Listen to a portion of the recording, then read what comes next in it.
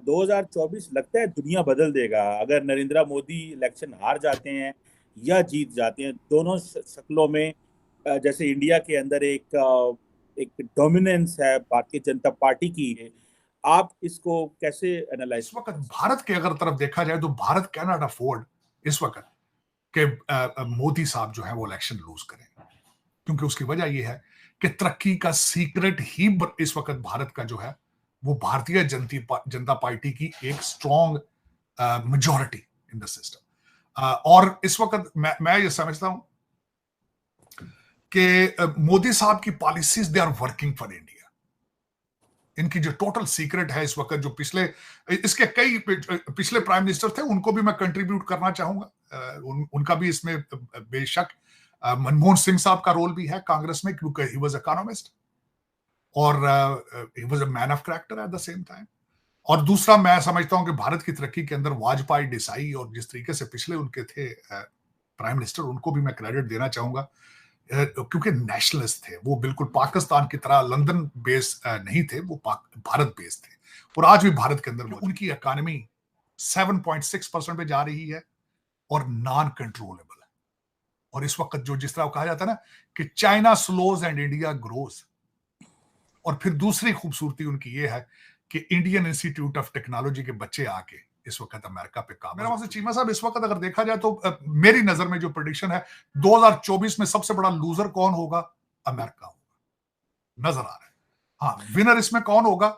Modi winner होगा, Bharat winner होगा। और मैंने आपको बताया है कि आफरीन है चीमा साहब, इस वक्त मैं क्रेडिट दूंगा भारत की गवर्नमेंट को किस तरीके से कि वो तेल के ऊपर भी कंट्रोल है उन्हें, और उसकी फोरकास्ट कर रहे हैं कि किस तरीके से हमें तेल की प्राइस नहीं बढ़ने देनी। अगर हम रशिया से नहीं ले पाएंगे तो वेनेजुएला से किस तरह लेना है। चाइना के साथ अगर लिथियम वहां से नहीं होता तो हमने खुद कहां से निकालना है। अगले कोलंबिया तक आ गए, अगले अर्जेंटीना तक आ गए। बड़ी लिथियम मार्केट, बड़ी मार्केट है सर। चीमा साहब, जब और तीसरा, गलती से शिप के ऊपर कोई अटैक आ जाए तो अगले कहें कि हम समुद्र के नीचे से तुम्हारा निकाल के ले आएंगे। 3 शिप अगलों ने खड़े कर दिए अपने अपने शिप्स को बचाने के लिए।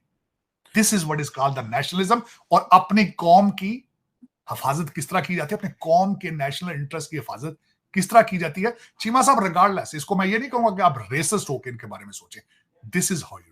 मैं पाकिस्तान के साथ कंपेयर करना इस वक्त समझता हूं कि Pakistan doesn't qualify to be compared with India at the moment. आपकी कंपैरिजन इस वक्त, मैं तो कहता हूं आपकी कंपैरिजन अफगानिस्तान से भी करना अफगानिस्तान की तौहीन है, क्योंकि वो भी अब आपसे बेहतर है, उनकी करेंसी आपसे बेहतर है, वहां लॉ एंड ऑर्डर आपसे बेहतर है।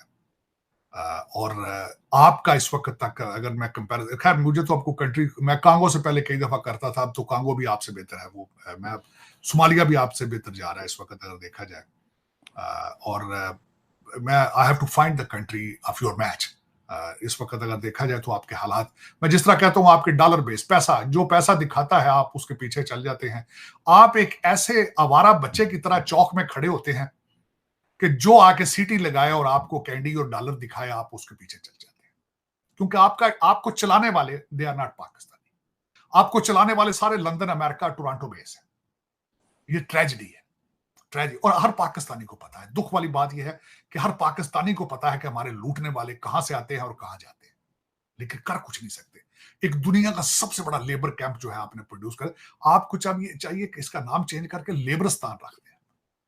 पाकिस्तान नहीं है, लेबरस्तान है।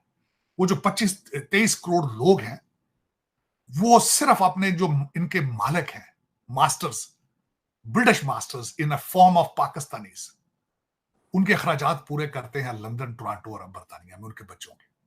दुख वाली बात। कर्जे देते यहां है, वॉशिंगटन डीसी में आईएमएफ के अंगूठे लगाते हैं आपके आपके ब्रिटिश एजेंट, गुर्दे ऑफर किए जाते हैं 23 करोड़ लोगों के। और पता है, सबको पता है, बल्कि आईएमएफ को भी पता है, वॉशिंगटन डीसी को भी पता है कि ये क्या हो रहा है। पाकिस्तान के साथ, हम पाकिस्तान के साथ क्या गेम कर रहे हैं। मैंने आपसे वादा किया था, मैं चैलेंज करूंगा इन चीजों को, मैं करूंगा चैलेंज इनको, अपनी जिंदगी में करूंगा चैलेंज। आपको चैलेंज नहीं करूंगा, आपके लुटेरों पे कौन हाथ डाल सकता है, मैंने मरना थोड़ी।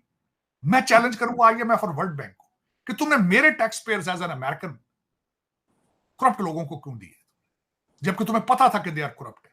जब तुम्हें पता था कि वो कौम का सौदा करते हैं, तुमने उनके साथ उन्हें क्यों दिया गया। ये मेरी, this is part of my mission and my life, उसको मैं डेफिनेटली आई विल डिलीवर, मैं करूंगा उस पे।